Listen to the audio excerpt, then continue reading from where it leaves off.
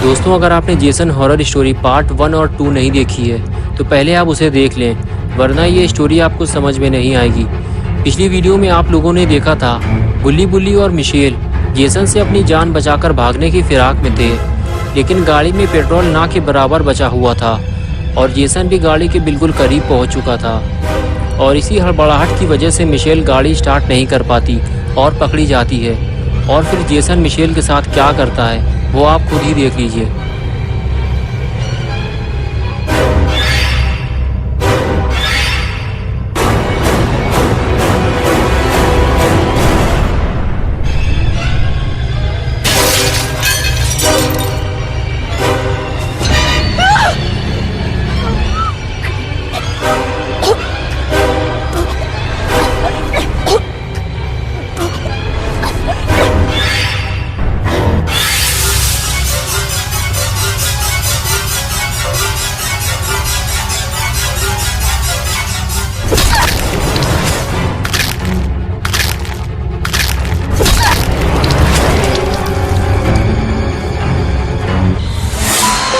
That's my boy. Hunt them down and make them pay.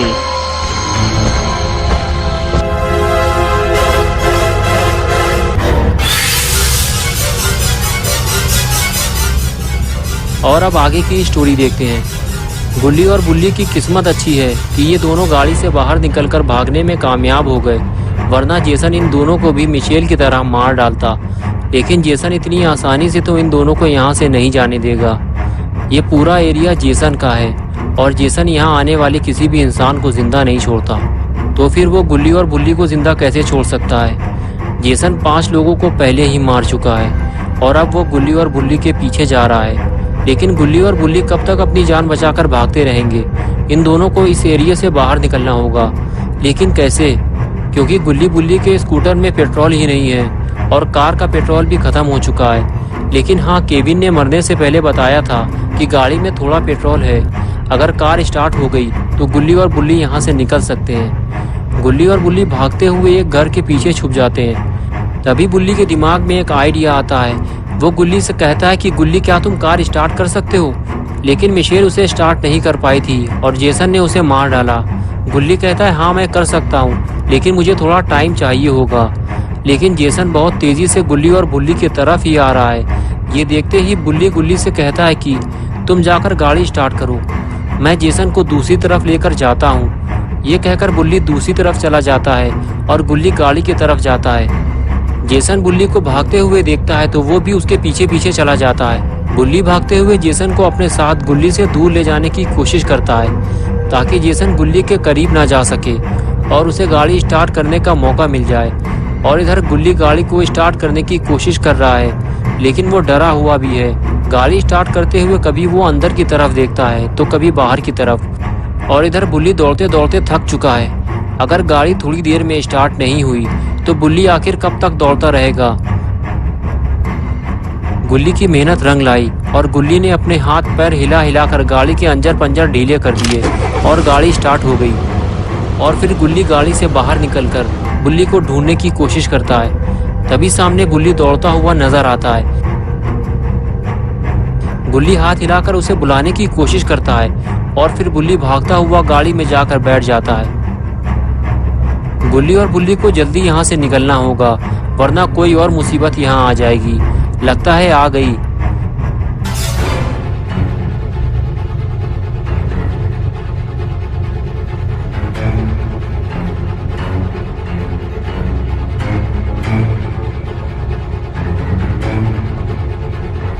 गुल्ली आगे नहीं जा सकता, इसलिए वो गाड़ी को बैक करता है। उसे जो भी रास्ता नजर आए उसे निकल लेना चाहिए ताकि वो जेसन से दूर जा सके। और गुल्ली ऐसा ही करता है और गाड़ी लेकर निकल जाता है और जेसन उसे देखता रह जाता है। लेकिन ऐसा हो ही नहीं सकता कि जेसन उनके पीछे ना जाए। गुल्ली और बुल्ली थोड़ी ही दूर जा पाए थे कि गाड़ी का बचा हुआ तेल भी खत्म हो गया और कुछ दूर जाकर गाड़ी बंद हो गई।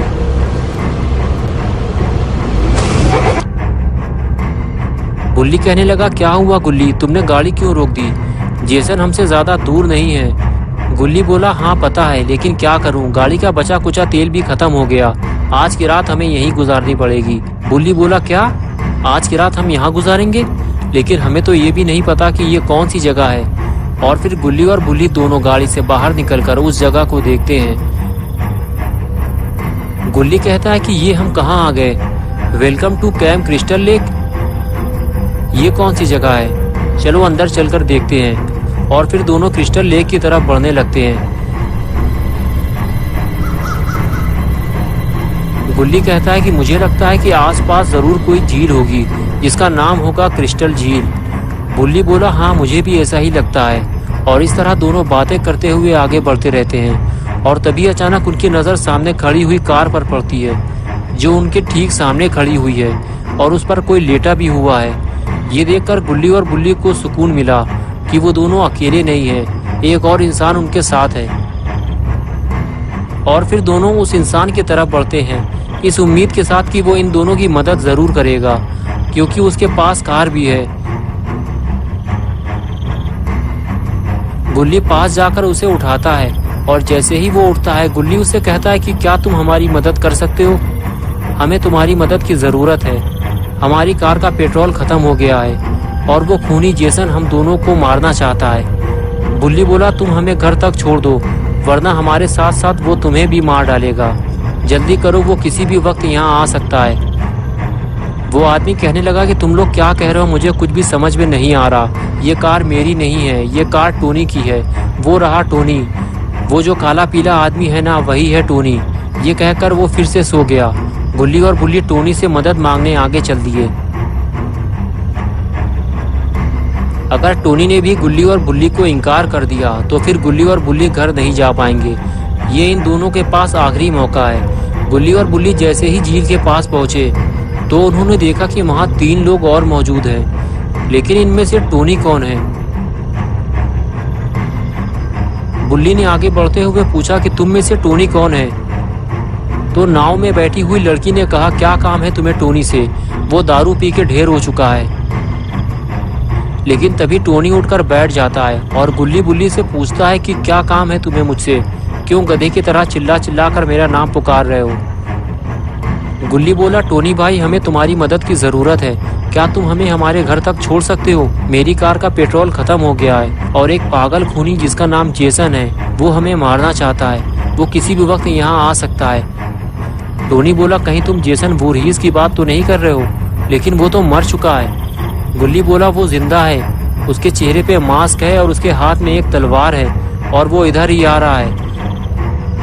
ये सुनते ही टोनी उठकर खड़ा हो गया और सामने बैठे हुए अपने दोस्त से बोला कि जल्दी पुलिस को फ़ोन लगाओ और बताओ कि एक पागल खूनी यहाँ घूम रहा है, हमारी जान को खतरा है। लेकिन टोनी का दोस्त कहने लगा कि किसी ने जेसन का मास्क पहनकर इन दोनों को डरा दिया होगा, तुम डरो मत यार। तभी बुल्ली बोला, उसने हमारे सामने 5 लोगों को मार डाला है और तुम्हें ये सब झूठ लग रहा है? और तभी पीछे से टोनी आया और कहने लगा, चलो मेरे साथ, मैं तुम लोगों को तुम्हारे घर छोड़ देता हूँ। और इधर टोनी के दोस्त ने बात को सीरियसली लेते हुए पुलिस को फ़ोन कर दिया। और इधर गुल्ली बुल्ली टोनी के साथ घर चल दिए। लेकिन आगे कोई रास्ता न होने की वजह से गुल्ली और बुल्ली को वापस उसी रास्ते से जाना पड़ा जहाँ से वो आए थे।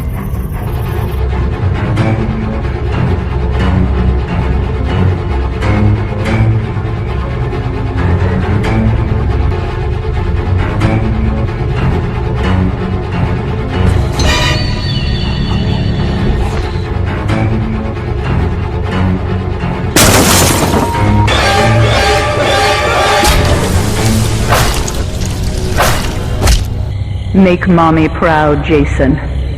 Don't let them escape. Jason ने टोनी को मार डाला। ये देखकर गुल्ली और बुल्ली गाड़ी से निकलकर बाहर भागे। जेसन इतनी जल्दी यहाँ पहुँच जाएगा ये तो गुल्ली और बुल्ली ने सोचा ही नहीं था।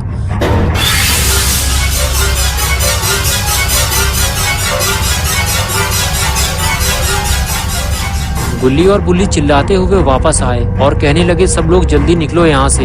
जेसन आ गया है। उसने टोनी को कार के अंदर ही मार डाला है और हम सब भी एक एक करके मरने वाले हैं। ये सुनकर सबकी हालत खराब हो गई, लेकिन टोनी का दोस्त गुल्ली और बुल्ली पे भड़क गया और कहने लगा ये तुम लोगों का ही काम है, तुम लोगों ने ही टोनी को मारा है। और तभी अचानक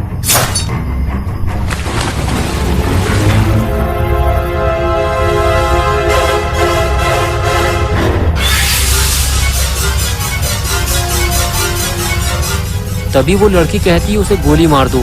टोनी की राइफल टेंट के अंदर रखी हुई है। गुल्ली फौरन भागते हुए टेंट के अंदर जाता है।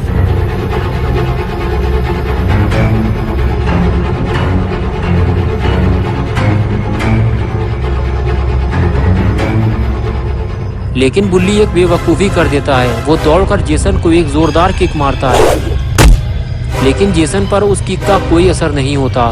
बुल्ली खुद उल्टा मुसीबत में फंस जाता है। लेकिन तभी गुल्ली राइफल ले आता है और देखते ही देखते वो जेसन को गोली मार देता है। Jason, my boy, do you know what your gift is? No matter what they do to you, you cannot die.